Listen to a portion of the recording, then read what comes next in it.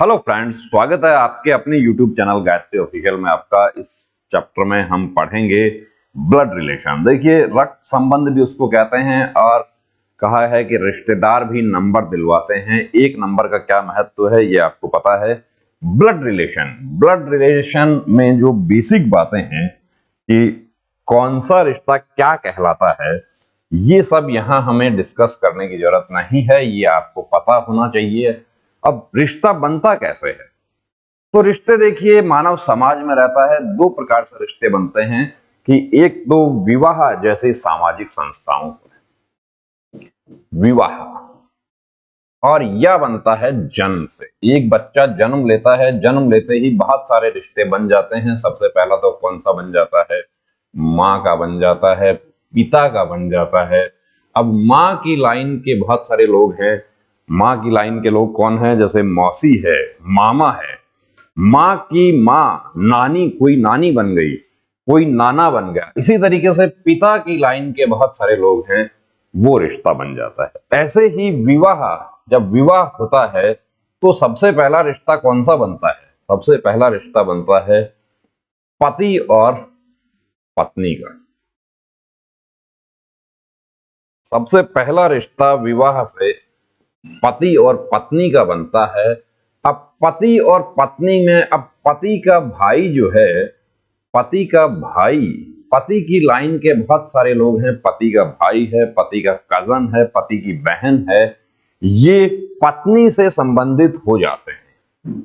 और इसी तरीके से पत्नी की माँ है, पत्नी की माँ है तो पत्नी की माँ का पति से क्या संबंध बन गया। तो ये बात आप समझ सकते हैं कि रिश्ते, हम समाज में रहते हैं और सामाजिक प्राणी है मानव, तो जन्म से रिश्ते बनते हैं और विवाह जैसी सामाजिक संस्थाओं से रिश्ते बनते हैं। और हमारे जो प्रश्न होते हैं वो भी इन्हीं पर आधारित होते हैं। अब प्रश्न जो है उसको हम डिस्कस करें, उससे पहले यहां हमें जानना है पीढ़ी। सबसे पहले आपको पीढ़ी, जनरेशन आपको जानना। जनरेशन में देखिए, सबसे पहले आता है स्वयं की पीढ़ी। स्वयं की पीढ़ी में, स्वयं की पीढ़ी में कौन हो गया? मैं यदि अपनी बात करूं तो मैं स्वयं हो गया, मैं हो गया। अब इसमें मेरी पीढ़ी में मेरा भाई, मेरा भाई, भाई की पत्नी, अब भाई छोटा है तो इसका मतलब ये नहीं है कि उसको हम नीचे की पीढ़ी में ले जाएंगे। मेरी पीढ़ी में मेरे बराबर के दोनों तरफ मेरा और मेरी पत्नी की लाइन के जो लोग हैं वो भी इसी पीढ़ी में चलेंगे, यानी कि स्वयं की पीढ़ी। ये बात आपको समझ आ रही होगी कि मैं हो गया, मेरी पत्नी हो गई, मेरा भाई हो गया, भाई की पत्नी हो गई। हाँ, भाई का बच्चा जो होगा, भाई का बेटा या बेटी जो होगा, वो एक पीढ़ी नीचे आएगा। तो एक पीढ़ी नीचे में कौन आएगा? पुत्र आएगा, पुत्री आएगी, भतीजा भतीजी, यानी भाई बहन के जो बच्चे हैं वो भी इसमें आएंगे। तो नीस और नेफ्यू, भाई, भतीजा भतीजी, भांजा भतीजी, भांजा। ये बात आप समझ रहे हैं कि यानी कि स्वयं की पीढ़ी से एक पीढ़ी नीचे क्या है, पुत्र पुत्री की लाइन के जो लोग हैं वो उसमें जाएंगे। इसको हम डिस्कस करें। एक पीढ़ी ऊपर यदि हम जाते हैं तो कौन आता है? सबसे पहले तो देखिए पिता, माता। अब पिता और माता की लाइन के सभी लोग जो है वो इसमें आएंगे। चाचा चाची, मामा मामी। और पत्नी की लाइन के लोग भी जो है वो भी इसी में आएंगे। जैसे कि हम बात करें सास, पत्नी की मां, क्योंकि पति और पत्नी जो है वो स्वयं की पीढ़ी में हैं, तो पति और पत्नी। अब यहां पर पत्नी की लाइन के भी जितने भी, पत्नी की मां, पिता के लाइन के जो लोग हैं वो पत्नी की मां, तो सास जो है वो कहां आएगी? एक पीढ़ी ऊपर। दो पीढ़ी ऊपर पिता के लाइन के ऊपर के लोग जो हैं तो दादा, दादी, नाना, नानी, ये लोग मुख्य रूप से कहां जाएंगे? दो पीढ़ी ऊपर। और दो पीढ़ी नीचे जो है वो कौन होगा, पुत्र का पुत्र कौन होगा, पोता होगा, पुत्र की पुत्री कौन होगी, पोती हो जाएगी, भतीजा भतीजे के बच्चे जो होते हैं वो भी क्या हो गए, पोता पोती ही हो गए, नाती नातिन जो है वो भी इसमें नाती नातिन। अब क्या है कि देखिए लोकल लैंग्वेज में हम उसको बोलने का थोड़ा सा फर्क हो जाता है, तो वो आपको जो सर्वमान्य है कि नातिन के नाना और ये पुत्र जो है, सॉरी पुत्री के पुत्र को क्या कहा जाता है, नाती कहा जाता है, और दुहिता भी कहा जाता है, दुहिता दुहित्री भी कहा जाता है। वो भाषा लैंग्वेज की बात है। हमारे देश में कहा है ना कि कुछ दूरी पर लैंग्वेज बदल जाती है, पानी बदल जाता है, भाषा बदल जाती है। तो यहां पर ये बात आपको समझ आई कि पति पत्नी स्वयं भाई बहन। अब साली जो है वो साली कहां कौन सी लाइन में आएगी, तो साली जो है वो स्वयं की लाइन में आएगी कि ए जो है ए की साली, तो ए की कोई पत्नी है और बी है उसकी पत्नी, और उसकी बहन जो है वो सी है, तो सी और ए का क्या संबंध हो गया, जीजा और साली का संबंध हो गया। इसको आगे हम डिस्कस करेंगे। तो पीढ़ी आपको समझना है कि दो पीढ़ी ऊपर ये आप चार्ट वीडियो को पोज करके चार्ट बना लीजिए और फिर उसमें स्वयं को देखकर, देखिए आपकी अभी हो सकता है शादी नहीं हुई है आपकी, लेकिन जन्म वाला जो है रिश्ता उसके अकॉर्डिंग तो आप चल सकते हैं, या आपके परिवार में किसी की हुई है, आपके भाई की शादी हुई है।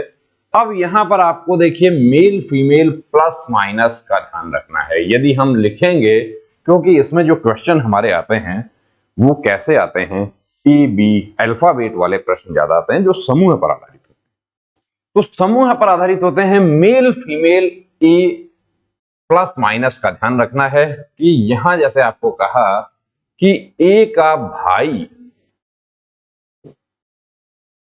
बी है। दूसरा देखिए पीढ़ी हमने सीखा और तीर विधि। तीर विधि का मतलब क्या है कि एक पीढ़ी के लाइन जो एक पीढ़ी के लोग जो हैं उनको एक लाइन में रखना है, यानी कि तीर जो है वो सीधा। अब ए बी का भाई है, इसको तीर विधि से हम बनाते हैं, तो ए बी का भाई है, ये तो प्लस हो गया, यानी एक पीढ़ी के लोग हैं। लेकिन बी का अभी तक नहीं पता है कि बी जो है पुरुष है या महिला है, तो ऐसा नहीं मान लेना, खुद से नहीं बना लेना कि बी भी भाई है। हाँ, यहां यदि ये लिख देता कि ए और बी भाई हैं, ए और बी भाई हैं, इसका मतलब क्या हो जाएगा कि ए भी प्लस है और बी भी प्लस है। ये तीर विधि, इसको देखिए, इसको कहा है तीर विधि।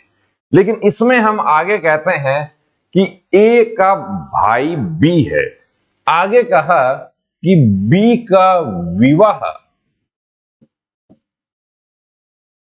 सी से हुआ है, बी का विवाह सी से हुआ है। अब सी से हुआ है तो वो पति पत्नी हो गए, कौन, बी और सी। तो पति पत्नी भी एक ही लाइन में आते हैं, लेकिन पति पत्नी का जो हम लाइन बनाते हैं वो इस तरीके से कर्व दे देते हैं, क्योंकि यदि हम डायरेक्ट लिखेंगे तो फिर बहन जो है उसको भी सीधी लाइन में लिखते हैं। अब बी का विवाह सी से हुआ है, अभी भी हमें नहीं पता कि कौन पति है कौन पत्नी है, लेकिन आगे एक जानकारी और दी हमें, और उसमें कहा कि सी डी की मां है, सी डी की मां है। यहां हमें पता चल गया कि सी मां है, तो ये माइनस है और ये प्लस हो जाएगा, और डी जो है वो डी की मां है।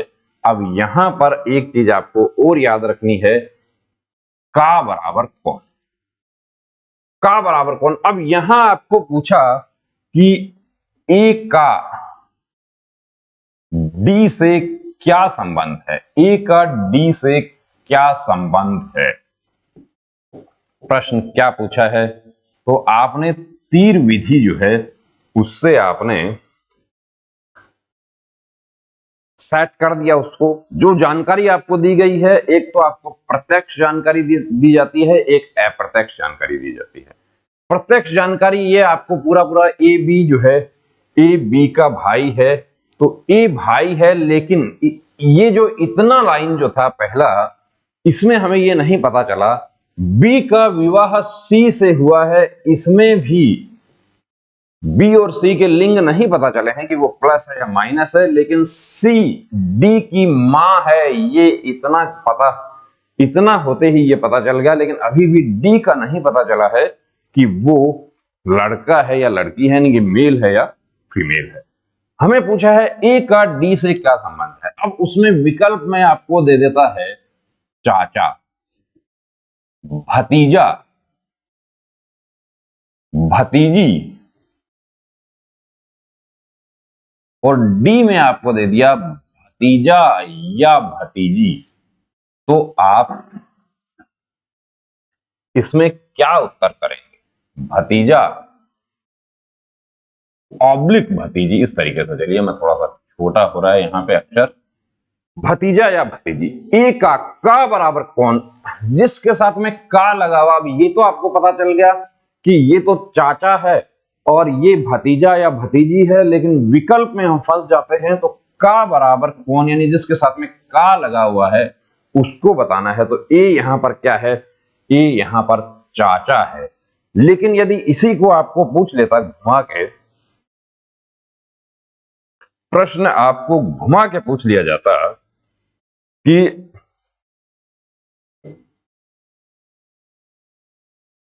डी का ए से क्या संबंध है। अब डी का ए से क्या संबंध है, आप जल्दबाजी करेंगे, वहां पर आप चाचा उत्तर कर देंगे, जो कि गलत हो जाएगा।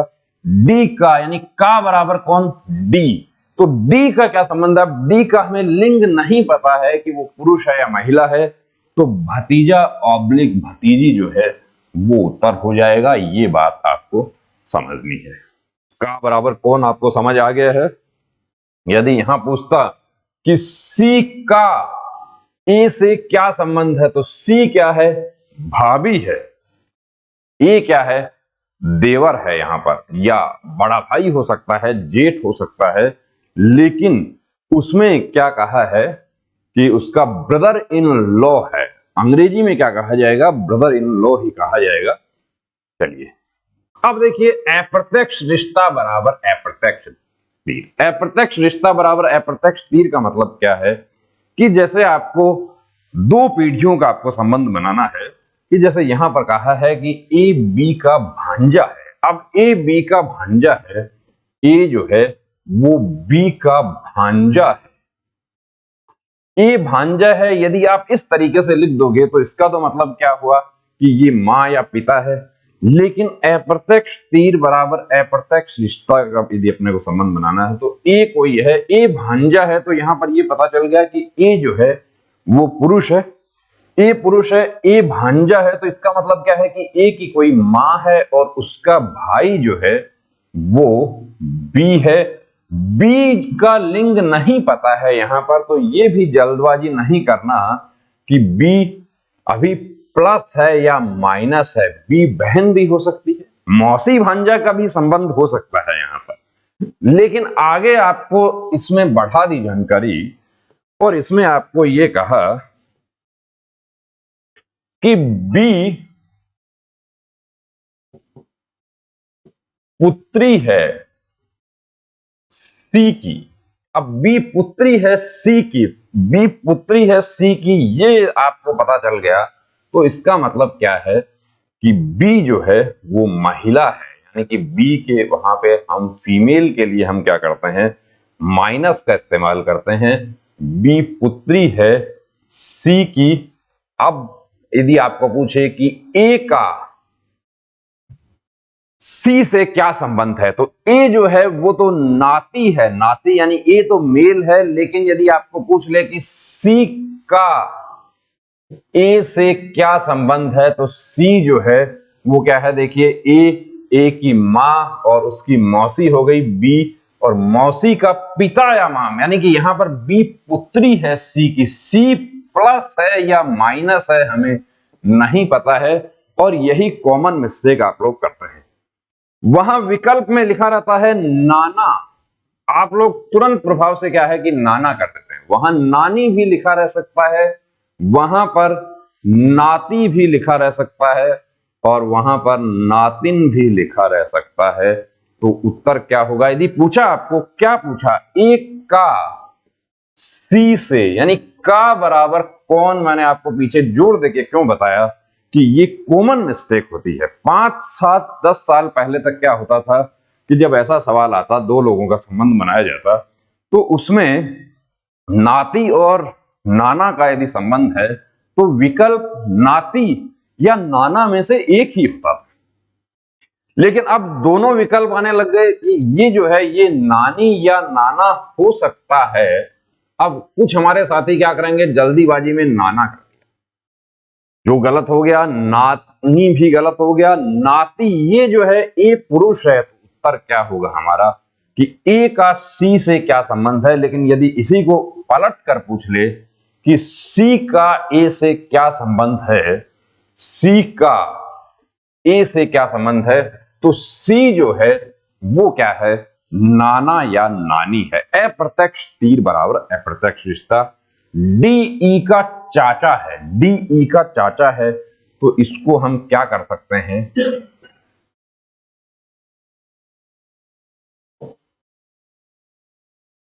देखिए आपको पूरा मैथ रीजनिंग जो है वो सब आपको पढ़ाया जाएगा, उसके लिए आपको घबराने की जरूरत नहीं है। कुछ हमारे साथी जो है बड़े मैसेज कर रहे थे कि सर हमारा सीआरपीएफ पैरामेडिकल का एग्जाम आने वाला है, कब पढ़ाएंगे।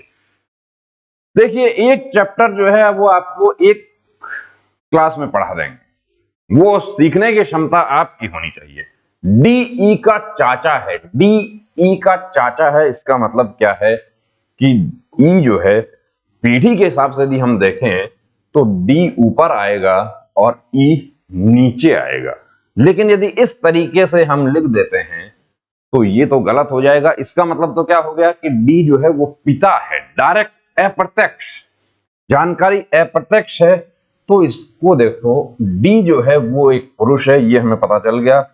इसका कोई भाई है, चाचा का मतलब क्या हो गया, इसका कोई भाई है और उसका पुत्र या पुत्री जो है वो ई है, पुत्र या पुत्री ई है।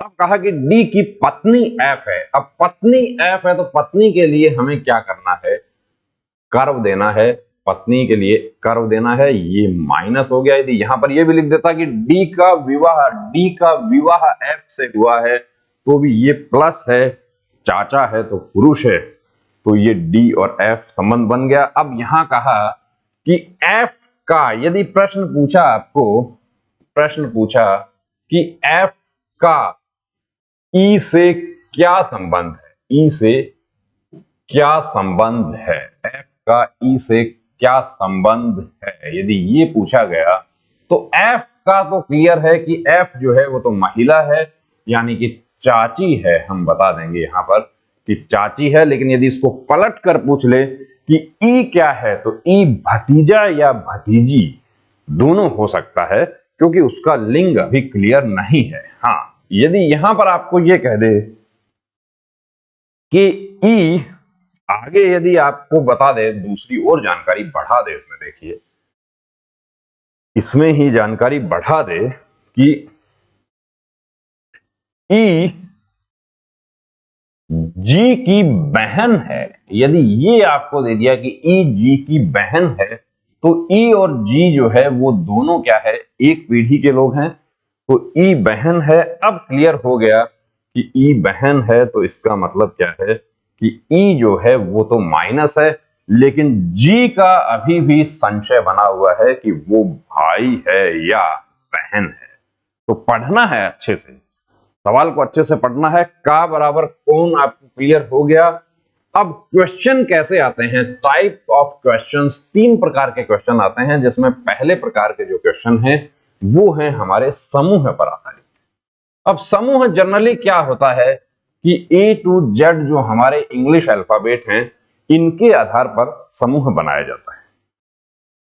कि एक समूह, जैसे देखिए यहां पर कहा कि ए बी का भाई है, तो बी का ए से क्या संबंध है।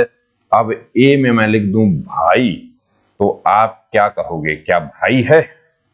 बी में मैं लिख दूं बहन, तो आप लोग क्या कहोगे, की बहन है, सी में मैं लिख दूं बहन या भाई, तो आप क्या कहोगे? और डी में मैं लिख दूं पिता, तो पिता तो नहीं हो सकता। समूह पर जो आधारित प्रश्न है उसको हमने सॉल्व करना है तीर विधि से, और पीढ़ी को ध्यान रखना है। का बराबर कौन का ध्यान रखना है। ए बी का भाई है, ए बी का भाई है, ए तो भाई है, लेकिन बी जो है वो उसका लिंग अभी नहीं पता है, प्लस है या माइनस है, तो वो क्या हो जाएगा? बहन या भाई हो जाएगा। आगे आपको यदि और जानकारी दी जाती कि बी का विवाह सी से हुआ है जो कि डी की पुत्री है, यदि इस तरीके से आपको आगे जानकारी मिलती है तो एक एक लाइन पढ़ना है और ये तीर विधि का इस्तेमाल। तीर विधि पीढ़ी का बराबर कौन, अप्रत्यक्ष तीर बराबर अप्रत्यक्ष रिश्ता। अब ये देखिए, ये क्वेश्चन हमने आपके लिए लिया, समूह पर आधारित क्वेश्चन है, समूह पर आधारित क्वेश्चन है, इसको हमने सॉल्व करना है। तो यहां पर लिखा है कि ए और बी बहनें हैं।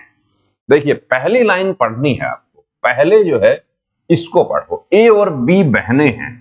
तो ए और बी बहनें हैं, दोनों ही माइनस है, आर और एस भाई हैं। अब आर और एस भाई हैं, उसको आप कहीं भी लिख सकते हैं, इसके ऊपर लिख सकते हैं, इसके बराबर में लिख सकते हैं, इसके नीचे लिख सकते हैं।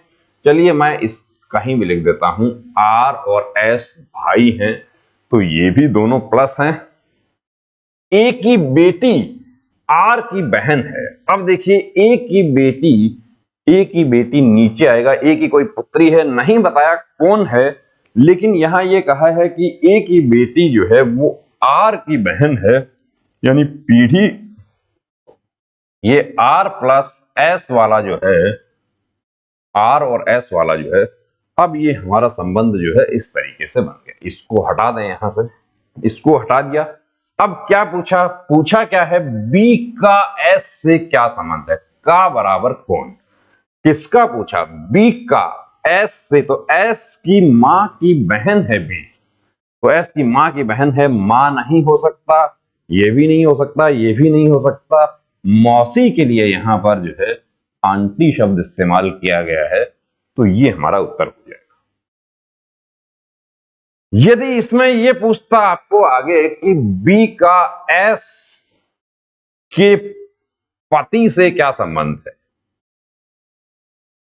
ये भी पूछा जा सकता है, कुछ भी पूछा जा सकता है, पति से क्या संबंध है, या पति से क्या संबंध है, तो इसका पति से क्या संबंध है, इसका पति बना दो कोई। अब इसका पति क्या है, सीधा नहीं बनाना है, पति जो है वो इसका इस तरीके से बनेगा। अब संबंध किसका, एस का, तो मौसी का पति, यानी यहां पर क्या हो गया, बी का। यहां पर देखिए का बराबर कौन जो है वो वाली बात जो है वो यहां पर नहीं लिखी, क्योंकि पूछा किसका, बी का, बी के पति से एस, यहां पर यह कहा कि बी एस के पति से नहीं, बी के पति से, बी के पति से एस का क्या संबंध है, तो बी का पति जो है वो यहां पर क्या हो गया, एस का मौसी का पति मौसा हो गया, तो बी का पति, तो आंटी का पति अंकल, या मौसी का पति मौसा, तो का बराबर कौन ध्यान रखना। अब ये भी देखिए समूह पर आधारित है, ई का पुत्र ए है, तो ई का पुत्र ए है, ई का पुत्र ए है, ये प्लस का। बी का पुत्र डी है, बी का पुत्र डी है, उसको यानी ए और ई बी डी अलग अलग है, तो बी का पुत्र डी है, उसको हम अलग कर दें, ये भी डी पुत्र है। ए का विवाह एफ के साथ हुआ है, ए पुत्र है, इसका विवाह एफ के साथ हुआ है, यानी कि एफ उसकी पत्नी है। देखिए बहन भाई का यदि संबंध बनाएंगे कि ए की बहन सी है, तो ये जो है कि ए पुत्र है किसी का, ई का पुत्र है सपोज कीजिए, और ए की बहन सी है और ए की पत्नी डी है, ये ध्यान रखना है। मेल फीमेल जो है उसमें प्लस माइनस, लेकिन पति पत्नी का जो रिश्ता बनाते हैं हम उसमें जो है एक ही पीढ़ी में कर्व दे देंगे तो कंफ्यूज नहीं होंगे। वहां विवाह हुआ है। अब आगे और क्या कहा है, बी की पुत्री एफ है तो बी का पुत्र डी है, तो ये क्या होगा यदि आप, अब ये तो हमने इत्तेफाकन क्या है कि इसके बिल्कुल बगल में ही रख लिया, यदि ऊपर नीचे भी हम रखते तो बी डी जो है डी की बहन बी की पुत्री एफ है और ये इसका पुत्र है, तो ये क्या हुआ, बहन भाई हो गए। डी ए से कैसे संबंधित है, डी, अब यहां पर देखिए वो का बराबर कौन नहीं है, यहां पे का शब्द का इस्तेमाल नहीं हुआ। अब का शब्द का इस्तेमाल यहां नहीं हुआ है तो कोई बात नहीं, यहां देखा कि ये बहनोई है और ये साला है, ये इतना काम हमने कर लिया। अब यहां पर भाई नहीं हो सकता, चाचा नहीं हो सकता, ससुर नहीं हो सकता, साला ही है कि डी का, यदि का नहीं है तो यदि इसमें भाई की जगह यहां पर बहनोई लिखा होता तो भी हमारा उत्तर जो है कि डी का ए से, ये ध्यान रखना है का बराबर कौन। ये बार बार फोकस देखिए इसलिए कर रहा हूं कि इसमें कॉमन मिस्टेक आप लोग करते हैं। समूह पर आधारित जो प्रश्न होते हैं उसमें नाम वाले प्रश्न भी आ जाते हैं, लेकिन नाम में भी देखिए राजस्थान में सरोज नाम जो है वो महिला का होता है और बिहार में सरोज जो है वो कॉमन नाम है, पुरुषों का बहुत ज्यादा नाम। तो नाम से भी आपको ऐसा नहीं करना कि वो आपसे गलती करवाई जा सकती है। वहां पर दयाल का भाई अमित है तो ये दयाल है और इसका भाई अमित है, दयाल का भाई अमित है, ये पुरुष है, ये पता चल गया। दयाल चंदन का बेटा है, अब पता चल गया कि दयाल जो है वो चंदन का पुत्र है, यानी कि यहां तक हमें पता चल गया कि दयाल जो है वो पुरुष है, लेकिन चंदन अभी पता नहीं चला है कि महिला है या पुरुष है। यदि ABCD होता तो जाहिर सी बात है कि क्लियर नहीं था, लेकिन चंदन से भी ये अनुमान नहीं लगा रहना खुद से कि वो चंदन जो है वो पुरुष है। विमल चंदन के पिताजी हैं, तो विमल चंदन के पिताजी हैं तो ये विमल क्या होगा, ये पिताजी हैं, प्लस हो जाएगा। अब पूछा क्या है, अमित का विमल से, तो ये यदि महिला है तो नाना और नाती का संबंध हो गया, यदि ये पुरुष है तो दादा और पोता का संबंध हो गया। यहां पर ग्रैंडफादर ग्रैंडसन, यानी कि ये चाचा और भाई वाले विकल्प तो कट हो गए। अब दादा और पोता दोनों में से यदि आप जल्दीबाजी आप करेंगे तो आप दादा कर देंगे। अमित का पूछा है, अमित का बराबर कौन, अमित क्या है यहां पर, अमित पोता है तो उत्तर होगा बी। लेकिन यदि यहां पर इसको उलट के लिख दिया जाता कि विमल का